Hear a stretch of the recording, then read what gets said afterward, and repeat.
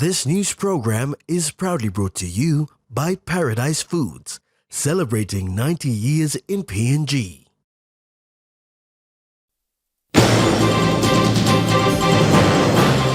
Telecom cable vandalizer sentenced to 3 years.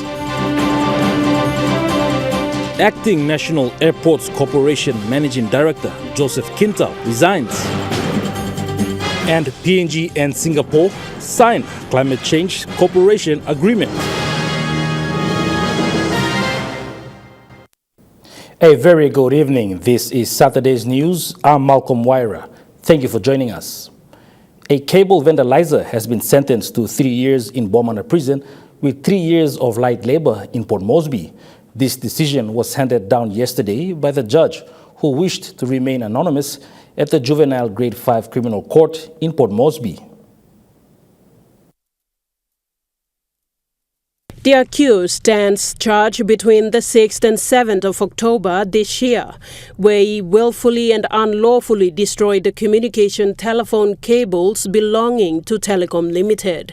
According to the judge interview with management of Telecom Limited, the damages assessed are at 6 million kina as furnished in the pre-sentence report. Further, the area where the cables were cut are out of telecommunication service. It is unknown when services will be installed.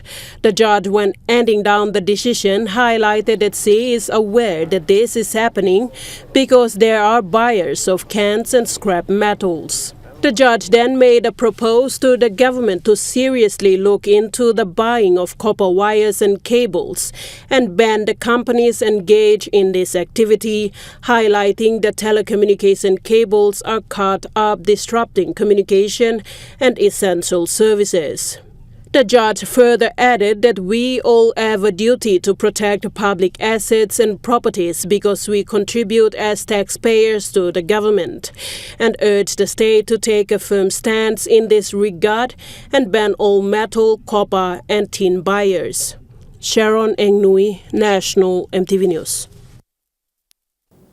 The former acting managing director for the National Airports Corporation, Joseph Quintao, held a press conference today to announce his resignation due to leadership and management issues that have been ongoing in the NAC over the past 10 years. Joseph Quintao, who has just resigned yesterday as the acting managing director for National Airport Corporation, says NAC has leadership and management issues that have progressively eaten away normal sense of organizational and leadership accountability. He clarified that the problem is not about the operations of NAC, nor the staff or the systems. He said the problem is with the governance and exercise of leadership accountability at political, board and management level. This instability poses a threat to the safety and security of the citizen and the traveling public. That number one priority of leadership in any aviation industry, whether you are a CEO or a safety officer, number one priority is the safety of the traveling public. That must not be compromised at any time. When safety is compromised, then that's a big responsibility in terms of accountable for lives. It will be a failure if we don't give that consideration. Mr. Quintao highlighted that these 10 or more years of instability has been at the expense of people, the staff and the industry. He added that the future of NAC is great only if the political, board and management leadership work in sync in the interest of the NAC and the country. This instability is not because of operations, because of staff, because of lack of expertise.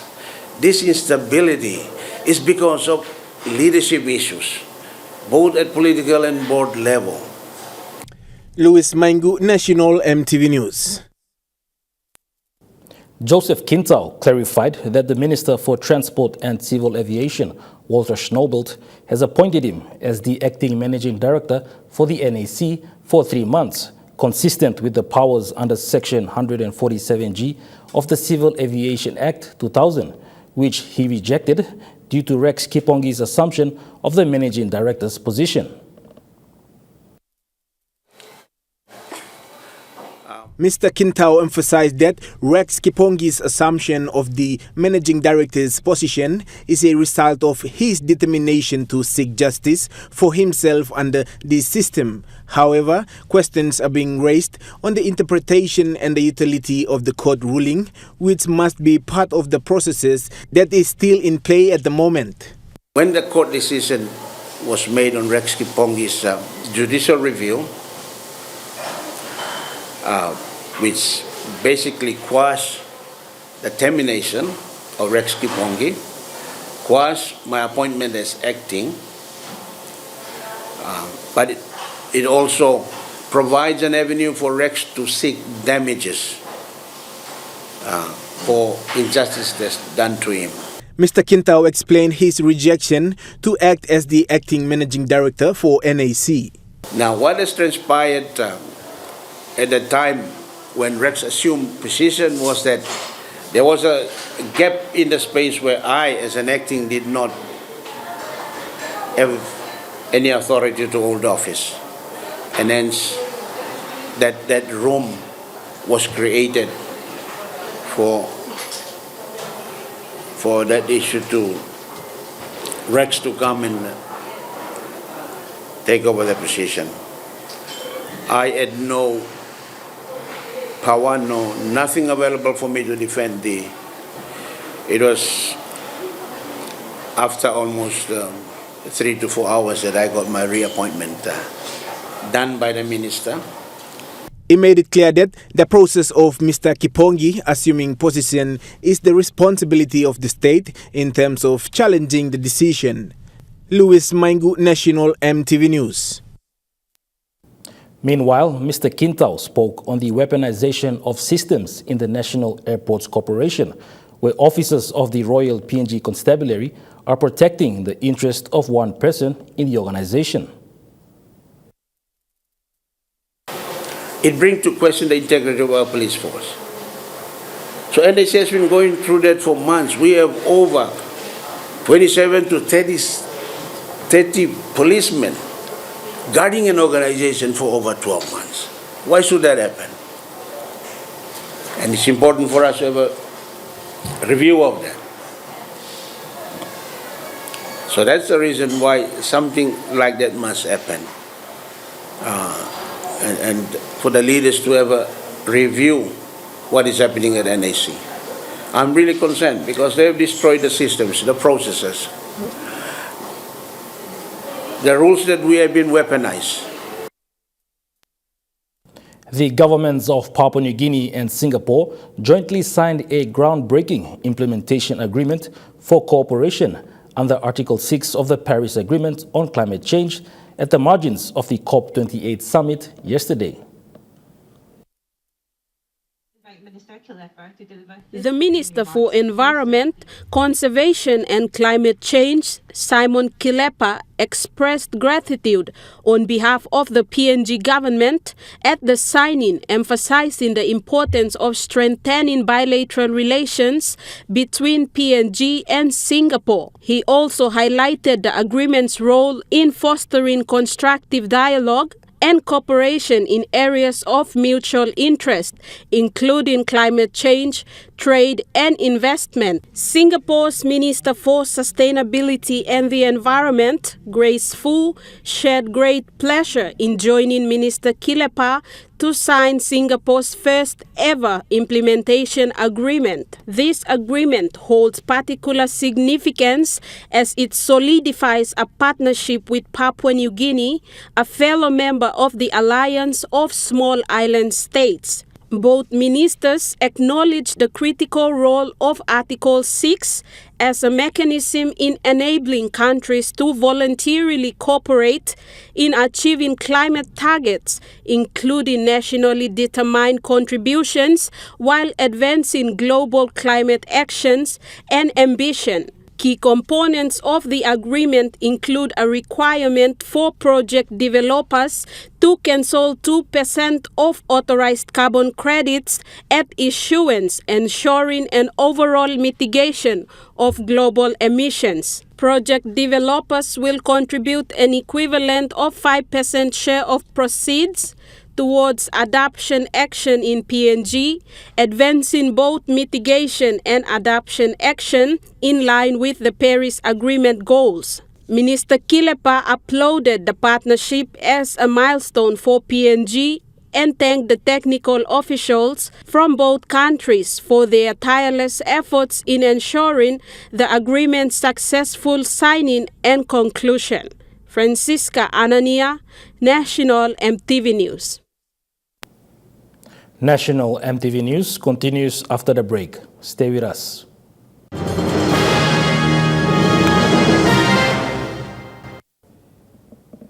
You're watching National Emtv News.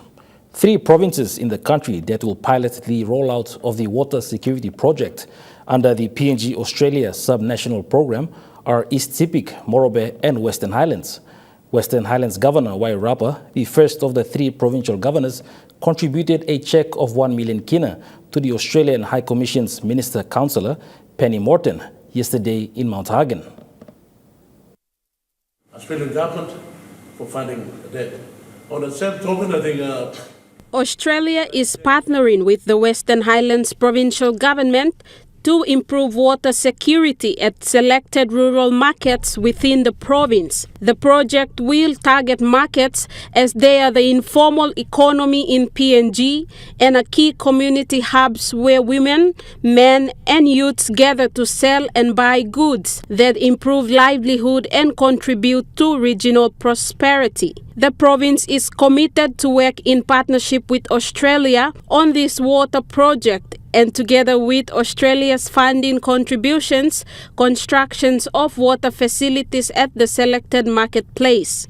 Governor Rapa, whilst presenting the cheque of 1 million kina to Australian High Commission's Minister Councillor Penny Morton yesterday, said his government will continue to co-fund such projects in the province. He also offered an additional 2 million kina to the program if any of such projects are carried out in the province in future.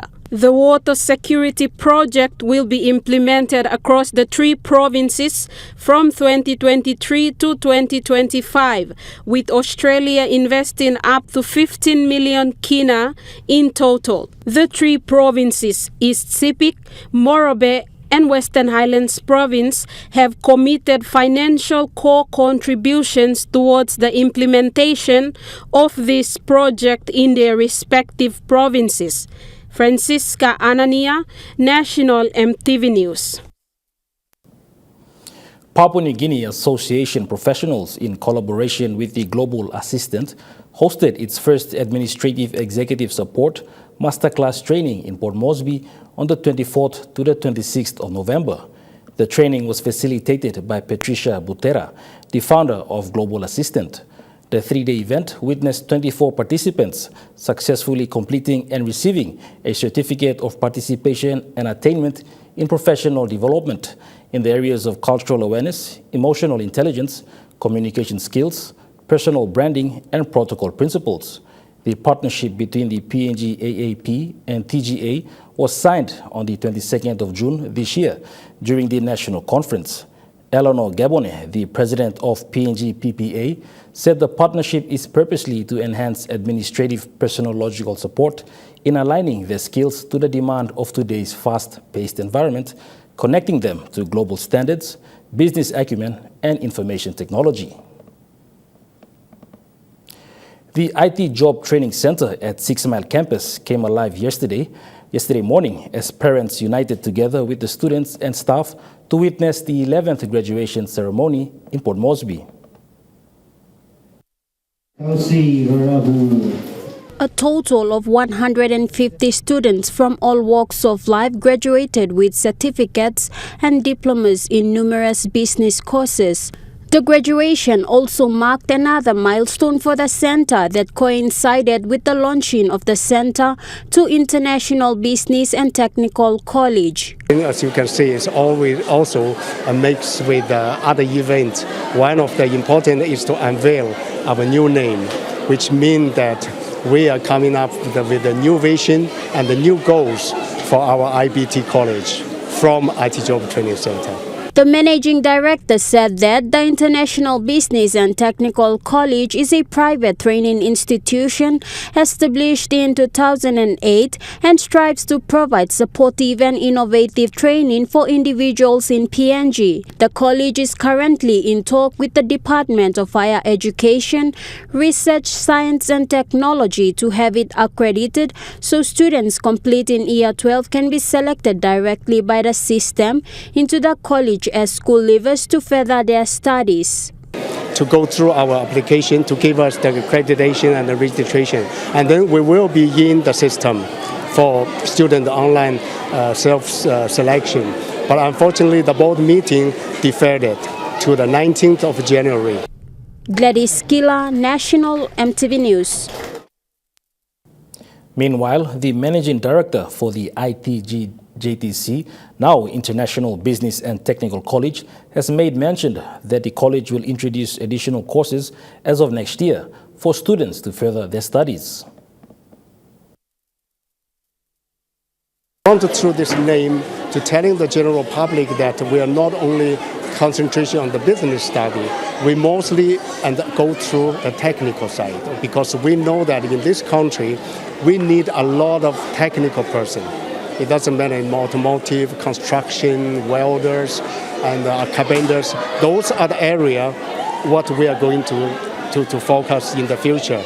We want to our college to be a comprehensive college which is provide a wide range of training opportunities for the Papua New Guinean. The Ferguson Education Group has recognized the community efforts of a non-government organization, the PNG Rural Development Inc., for the education services provided in Jimmy, which is one of the country's remotest districts in the Jiwaga province within the Highlands region. By recognizing the effort, John Kombuk from the PNG Rural Development Inc. was presented the Ferguson Innovative Research Award with a funding of 1,500 kina. His idea was, with his committee, to set up e-libraries for his remote school areas, allowing the kids to access through Wi-Fi the opportunity of reading material without physically having to have the book itself. We thought that was a great community effort. So at Ferguson, we're all here to promote the opportunity through education, and John's submission was one of 16 that was chosen, and we're pleased to present him with the trophy for 2023. Congratulations, and thank you very much for your submission. And we'd also like to present our cheque to the PNG Rural Development Inc.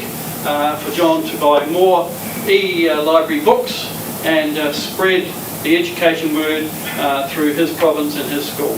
Thank you again, John. The aim of the award is to enable and encourage the improvement of education systems in the Pacific Island countries and territories, and to provide financial support to Pacifica youth for the purpose of providing tangible support to a high school in their country in accordance with the award guidelines. The award winner, Mr. Kombuk, described the engagement, assistance and work he had done for his local community in the past by donating library books to elementary and primary schools from the year 2020 to 2021 as a community service. He shared that he had experienced and encountered many problems, which led him to partner with Bobato Tech and Consultancy to come up with the innovative idea of delivering digital library like Wi-Fi e-library to hook up and install in all schools in Jiwaga province. He further added that if PNG Rural Sustainable Development Inc. organization comes into introducing e-library modules.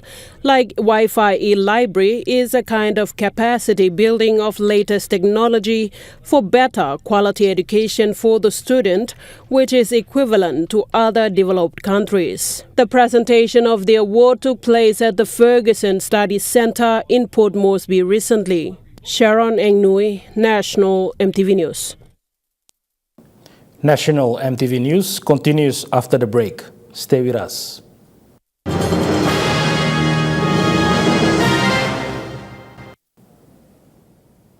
You're watching National Emtv News.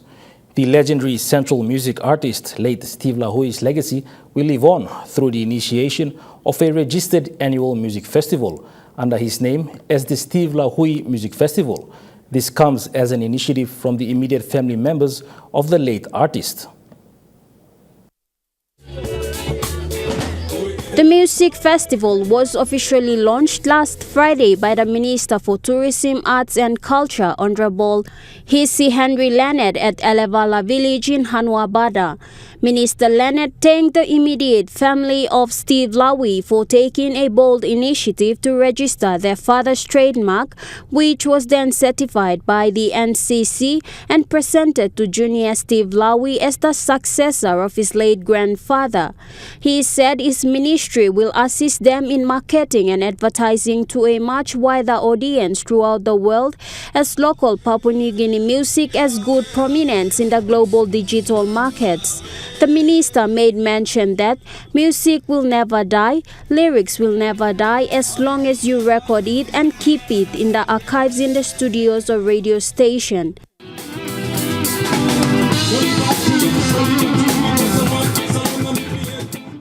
Hence, to honor their late father, who was a great musician, we proceed to register this very important event. This is a significant milestone for Southern Region as we celebrate and honor one of the greatest pioneer musicians. The minister also appealed to the Tourism Promotion Authority, central provincial government and local community leaders to get behind supporting this commodity so that an attractive tourism product is packaged. As part of their continued support towards empowering local cultural and arts festivals throughout the country, the NCC has again supported the Steve Lahoy Annual Music Festival with a funding support of 5,000 kina to help them prepare for the hosting in 2024. Gladys Skilla, National Emtv News. The Boweng Road on Tanga Island in the New Island province is ready for official opening next week Tuesday. Preparations are well underway to have the governor, Sir Julius Chan, arrive on Monday for the inspection of the 24.304 kilometers upgraded Boweng Road. Leading the preparations is the New Island Provincial Government Director for Works and Transport, Salatiel Toroliu, and NIDC Chairman, Chris Takap. They both shared with much joy that the people on the island are ready and jubilant to receive the governor and his delegation for the opening. Inspection of the road will take place by 5 stops, first at San Mule, St. Boniface Catholic Mission, Fonley Primary School, Matang Kerem Houseboy, late Soma Niels resident at Solsol Village, and Toanchi Primary School, and end at Fonley Village. And moving to overseas news now, an Adelaide cardiologist is pushing for more research to be conducted to highlight the prevalence of heart diseases among the African Australians. Jane Chimungeni Brassington's active lifestyle used to be a walk in the park until exercise started getting difficult. I realized that I could not really continue my physical activities the way I had always done, and I was getting tired very easily. So I had to take a lot of breaks even at work. In April, she felt a sharp pain in her chest, prompting an ED visit. They said that I had had several small heart attacks and that they were going to keep me in hospital until they found out whether my heart was okay and they needed to do further tests. What I have noted in the African patients that I've interacted with seem to be that of greater severity of these conditions and greater suffering Cardiologist Chukwudi Ebube Ajero says there's not enough research on the heart health of African Australians, so he launched the African Australian Heart Health Initiative, the first of its kind. I felt that if we start off with simple health education, talks, community events, and other things, it will help to sensitize the African community in Australia. Heart researchers say this project could lead to better awareness and more appropriate treatment for African Australians. We know, for example, that among the populations in the US of black Americans who came from West Africa, they're more sensitive to salt, more likely to get hypertension and stroke, for example. Now, that might apply to our populations, but we don't really know till we look.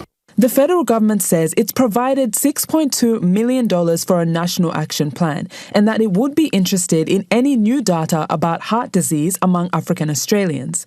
Jane Chimungeni Brassington says more research could help people like her. Even at the moment, my issues haven't been resolved as yet. She wants fewer people left behind as doctors improve Australia's heart health. People in New South Wales are being warned to stay cool as temperatures in many areas soar into the 40s. It's just cracked 37 degrees here in Parramatta, and it's going to get hotter. That's going to keep climbing up to a peak of 43 degrees this afternoon here. That's going to get as hot, if not hotter, in other parts of Western Sydney and the central and northwestern parts of the state, where the Bureau of Meteorology has declared a severe heat wave and in some parts an extreme heat wave. Now, people are being advised to stay cool, stay indoors, hydrate, and really look after their health at these times. Some people this morning have been getting in early, trying to get in an early swim to cool off before those temperatures really soar. You might see some of them behind me getting in a swim. We swung by the Parramatta Aquatic Centre a little bit earlier and chatted to some families who are doing that exact same thing. Such a good day for it, isn't it? But I'm trying to get in early to miss the crazy heat. I literally came here at 8 in the morning just to try get in before it gets too busy.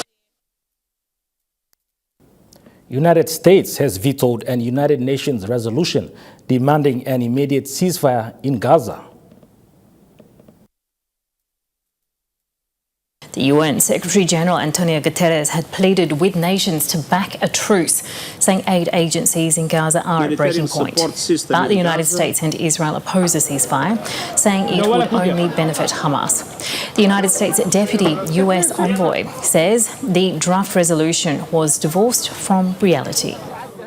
Members of this Council advocating for resolutions have an obligation to explain how their proposals will break the cycle of unceasing violence and support the steps we all agree are necessary to lay the foundation for a more peaceful and secure future so that history does not keep repeating itself. Our goal should not simply be to stop the war for today. It should be to end the war forever, break the cycle of unceasing violence, and build something stronger in Gaza and across the Middle East. While the veto doomed the resolution, 13 of the 15 members of the Security Council supported it, with the UK abstaining. The Palestinian ambassador to the UN said the failure of the vote was disastrous. Hundreds of people will be killed by this time tomorrow, then hundreds more, and then thousands. Children will be killed, orphaned, wounded, disabled for life, not by mistake, but by design, because the killers have no regard whatsoever for Palestinian life. 2.3 million Palestinians are paying with their lives the price for double standards, bias, racism, Israeli exceptionalism, and supremacy. National Emtv News continues after the break with Trukai Sports. Stay with us.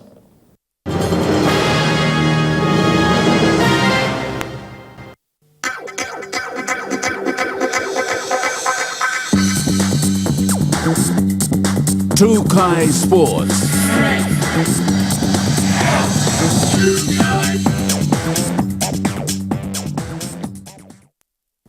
Welcome to Trukai Sports.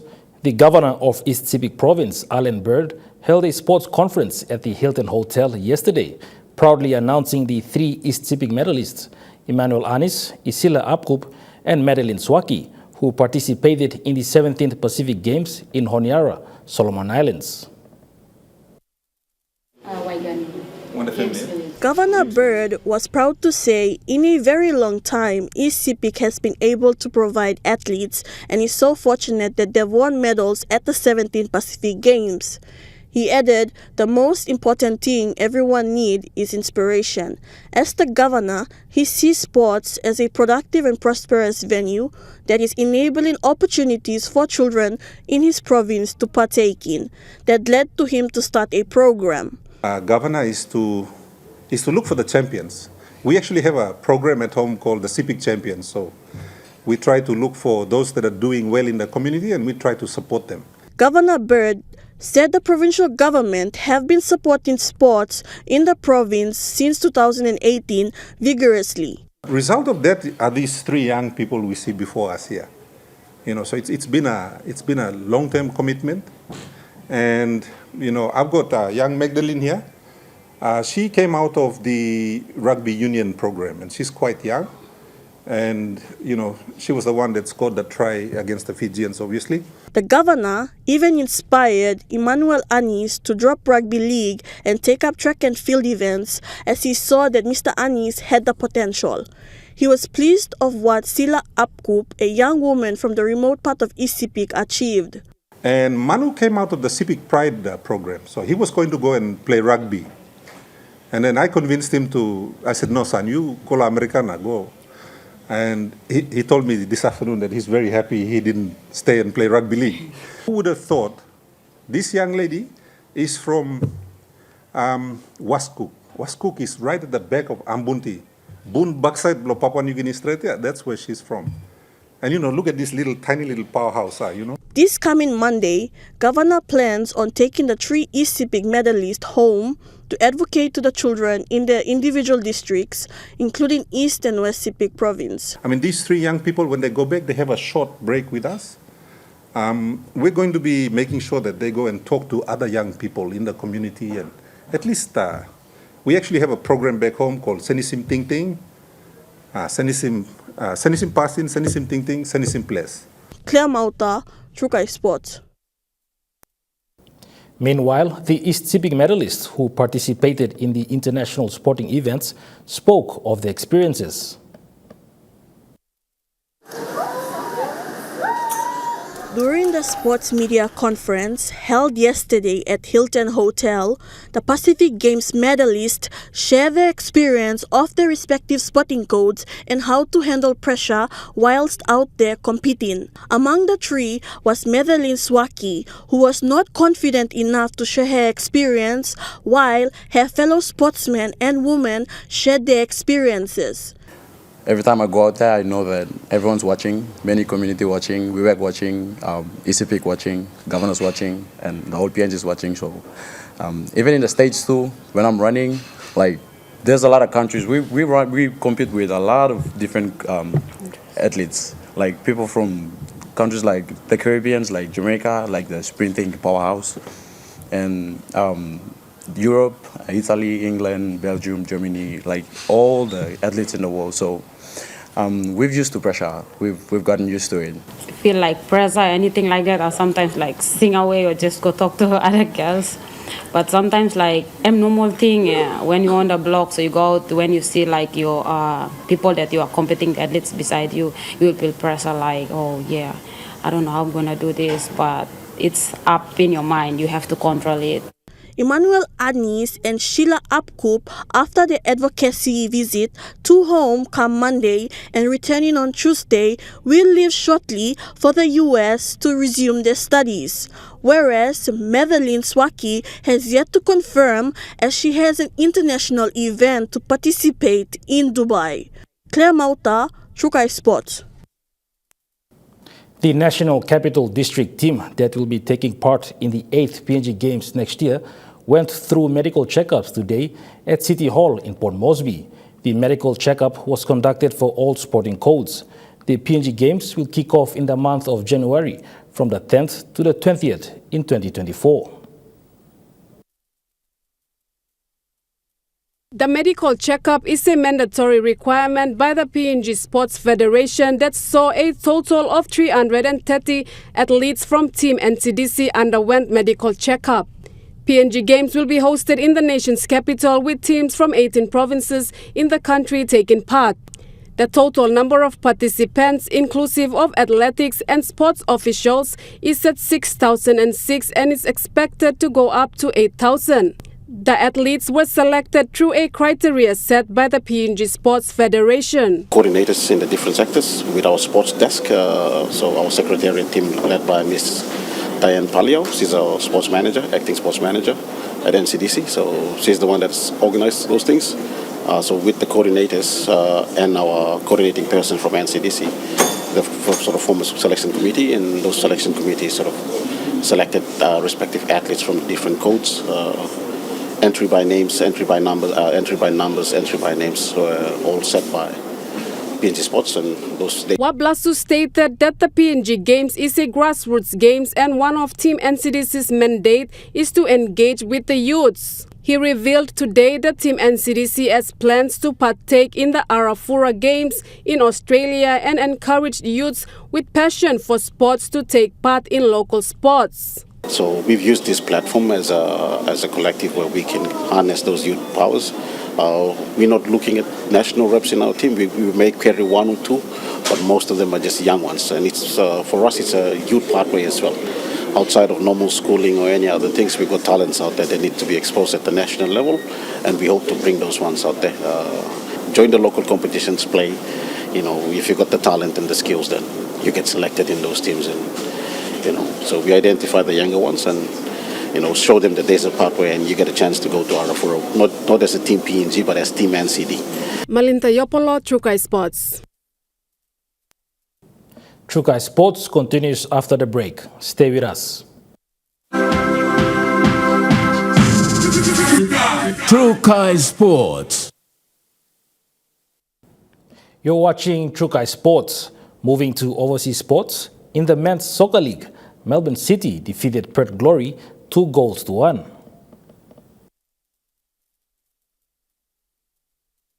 City midfielder Tolgay Arslan opened the scoring for the visitors in the 38th minute after being awarded a penalty on a VAR review. Adam Taggart drew Perth level just shy of half-time. After the break, Socceroos star Matthew Leckie scored the winner off a brilliant header, earning him player of the match. Alyssa Healy has been named as the new captain of the Australian women's cricket team. The 33-year-old steps into the role after leading the team in an interim capacity at various stages over the past 12 months during Meg Lanning's absence, after Lanning announced her retirement from international cricket last month. All-rounder Talia McGrath has been named as vice-captain. The Sydney Uni Flames celebrated after a 72-70 win over the UC Capitals in Canberra. The hosts led by 9 points in the final term before the Flames fought back. Lauren Nicholson led the way with 26 points and 4 rebounds. In her 250th WNBL game, the Australian Opal finished with 21 points. That ends Trukai Sports. The Money Plus weather report is next. Stay with us.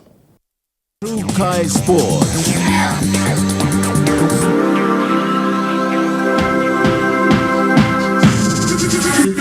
Trukai Sports.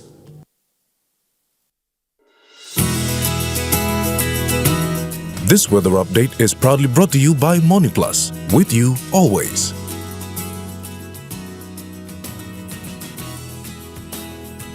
The weather forecast for the next 24 hours. For the southern region, Port Moresby City and Daru, mostly fine. Kerama, partly cloudy. Alotau, partly cloudy with few showers. Popondetta, partly cloudy. To the Momasa region, Ley City, partly cloudy with a shower or two. Medang, cloudy with few showers and possible thunderstorms. Wewak, partly cloudy with some showers. Vanimo, partly cloudy with few showers. To the New Guinea Islands region, Lorengau, partly cloudy with some showers. Keveng, partly cloudy with a shower or two. Kokopen Rabaul, partly cloudy with few showers and possible thunderstorms. Kimbe, cloudy with rain showers and possible thunderstorms. Buka, partly cloudy with few showers. To the Highlands region, Mount Again City, morning fog clearing, partly cloudy today. Afternoon and evening showers and thunderstorms. Goroko and Kundiawa, partly cloudy with possible showers and drizzles. Mendi and Wabeg, partly cloudy with rain showers and drizzles.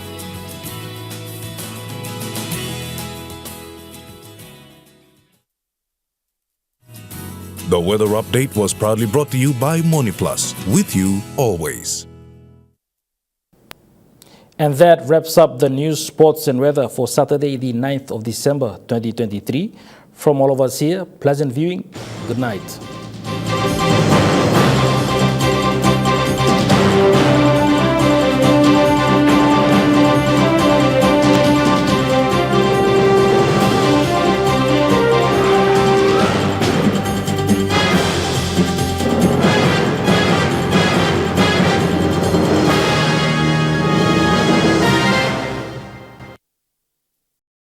This news program was proudly brought to you by Paradise Foods, celebrating 90 years in PNG.